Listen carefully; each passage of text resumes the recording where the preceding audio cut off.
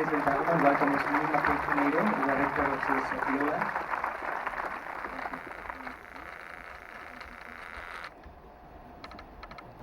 I don't remember these words of Calderon de la Barca, life is dream, a dream is life, or something.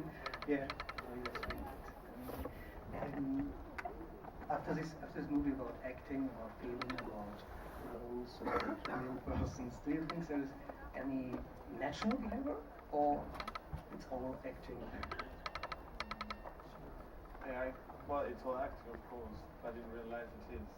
John Cassavetes said so, I think he was true. The idea of naturalness is unnatural. Making films is such the best. Okay. Yeah, I think it's all part of the artifice, it's all acting. And I take some pleasure out of that. I wouldn't know what natural would be. So, yeah, there's something in the roles, there's something in the double layers and that I enjoy more. Yeah, and I remember John Cassavetes talking about masks, for instance, like in life, that you use masks, and then you're a perfect liar. And if you see his films, you can see that they're a little bit over the top, and at the same time some would say that they're very naturalistic, but at the same time they're absolutely theatrical. Just remembering like Gina Rowlands, for instance, and that's beautiful. I think certain beauty can come out of that idea of artifice. Do you not understand us now until the last fight? So I can talk louder if you really need it. Okay, thank you. Okay, are there any questions? No, we can start now with your turn. Yeah. Okay. Wait to the microphone, please. Good and loud. Sorry. So it's a very theatrical film, and I'm interested to hear you talk a little bit about blocking your scenes, because your shots are very long, and there's lots and lots of movement, and it felt very natural, and that's very impressive. It felt very alive. So I just want to know about your process when it came to working those scenes, allowing them to play out without becoming dead or automated. Yeah, well, thank you. We know each other, the people that has made the film, we know each other for quite some long. It's my fourth film, and I work all the time with the same DP and with the same actor somehow. A little bit, there's changes, but so there's a communication, and we know each other very well. There's an easiness there first. Then I'm also worried about that idea of working with these words that I'm really attracted to them, but at the same time I want them to become closer to me, and for those that are seeing them. So I always feel this idea of trying to produce some volume, like so sometimes I do think that making films has a little bit to do with sculpture, or even with mobiles, like all the mobiles, that you need movement and you need volume, so camera work can be helpful in that sense. And then there's a confidence from the actors towards me and the cameraman and the sound people that make it more at ease. And there's an idea of these also belong to us, even though if it's Shakespeare translated, not that nicely translated Spanish, that also it makes it more flexible. So there's that kind of respect, and not most like academic respect that can be close to fear. And when I think that then like 500 years ago they did it in that way, like more freely.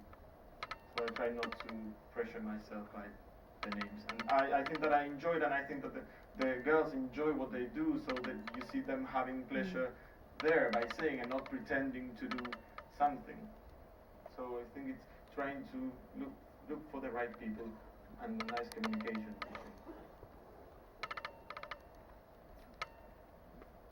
You have another question? Yeah, you actually just answered more or less what I wanted to ask, but I also then have a second small question. Did you have to do a lot of auditions to find a chap who sings that badly? I mean, boy, oh boy.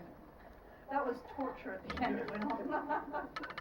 Yeah, he's singing that way. Yeah, I like him because of that. He likes fooling around, and you see him fooling. And part of the idea of that scene is to see them that way, that they are fooling around. That's why there's no subtitles. There's no need for subtitles. I was even thinking about in the loop scene when they repeat once you get that idea, you shouldn't be reading anymore because you already read it. You just have to see the faces. And here I wanted to, it was the same. So and there were also like the credits, all the names. So that was information enough. So I decided, yeah, I think that just seeing them like fooling around, being relaxed somehow, and seeing how they sing and listening, even though it's true that it's a little bit of a torture. I'm ashamed a little bit myself when I listen to it. But it was part, I think that he knew that in order not to be like a nice end, like a sweet, stupid ending, he needed to do something weird. And he did that. And at the same time, it's good because that kind of singing really provoked her.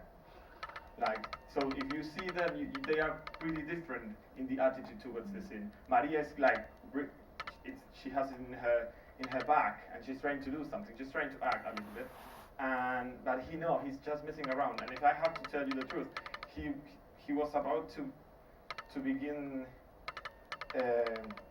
We shot it like at 8 o'clock, 9 o'clock. He had to be in the theater. He was performing, and a taxi was waiting for him outside. We were very late, so he was a little pissed off also. But he was good. So the shot is very long because I just let them be relaxed for true. No, it's like a 10-minute take, but I just put 3 minutes with the credits. And he left the set to the taxi in the middle of the shot. And in the end of I didn't put it because it was too much of the backstage thing. But he says goodbye, I say, and now I go, bye-bye, and he goes.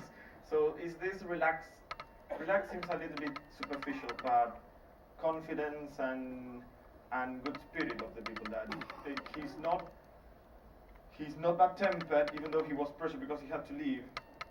He did it and solved it in the moment, and he just left. So these things that cannot be transmitted entirely, but I do believe that there's something that still remains there. Long answer, sorry.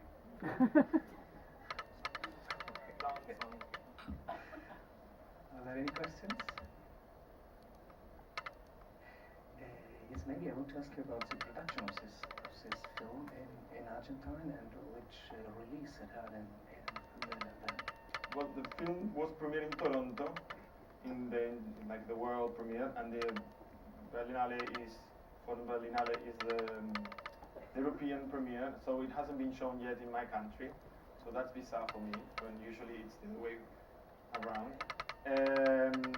I produce in a very small, tight budget that gives me freedom to do whatever I want to. There's no need. Money sometimes brings problems, and you need money, but sometimes I think that you should try to need the least. Because you need it all the time, and you need it all the same, so you'll be worried about that, so try not to worry so much. And I had a lot of help from institutions, and for instance, I studied and worked in Universidad del Cine. You see the title. Credits are important. They're part of the film. And they made the film possible. They help us with equipment, with some part of the post-production, etc. And then I think that one film helps the next one to be done.